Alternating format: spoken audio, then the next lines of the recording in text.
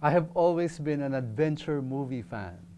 Nung bata pa ako, mag-iipon ako ng pera para makapanood ng mga adventure films dun sa sinihan namin sa Malolos. What I loved in particular were movies about a kingdom far, far away. And there would be this threat of invasion by an enemy kingdom. They were about kings and queens, princes and princesses, knights and dragons. There was a clear line between the good kingdom and the evil kingdom. And of course, the forces of good win the final battle. The evil king is killed, the enemy soldiers surrender, and everybody lived happily ever after. They were all fantasy, of course.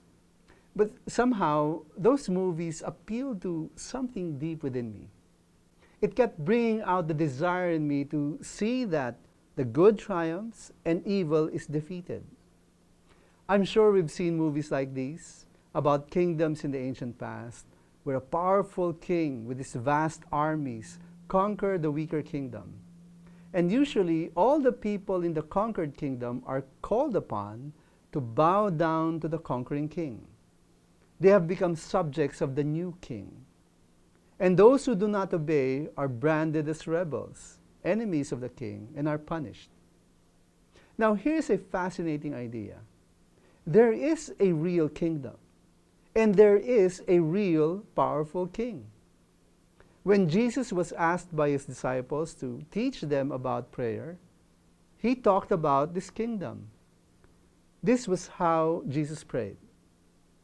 Your kingdom come, your will be done on earth as it is in heaven. Jesus taught his disciples that they are to pray that the powerful and absolute rule of God happens here on earth, just as it is a reality right now in heaven. Notice that Jesus' prayer is not for us to be taken away to heaven, to the seat of his kingdom, to the domain where God reigns supreme. Instead, what Jesus taught them was to pray for God's kingdom to come right here on earth.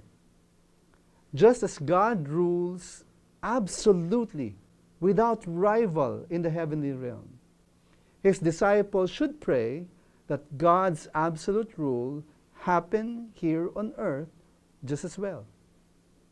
His will as king must be done. What God commands must be obeyed by all subjects. Notice that the prayer implies that God is the rightful ruler here on earth, so that every person on earth ought to bow down to God in worship. Every person in the world ought to serve God as king. Now, unlike kings in the movies, God is a just and loving king. God's will is for love, peace, justice, truth, joy, beauty, human flourishing to prevail on earth. The laws of God are meant to establish his shalom, the blessed fullness of life. We violate God's will at our own risk. Notice also that Jesus implied that what ought to happen here on earth is not yet happening. He wants us to pray that God's kingdom may finally come here on earth. The good news is that the kingdom has already come when Jesus died on the cross and was resurrected from the dead. Jesus has been declared king, and all authority in heaven and earth has been given to him.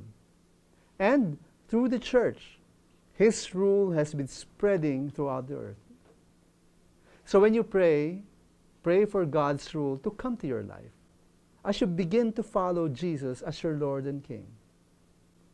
May every aspect of your life be submitted to him as you come to obey him more and more. Pray that you may participate in the royal task of announcing and demonstrating the rule of Christ. Pray also that the rule of Jesus over all the earth may be completed when he finally returns. As a heavenly rule of God comes here on earth as it is in heaven, remember, faith matters too.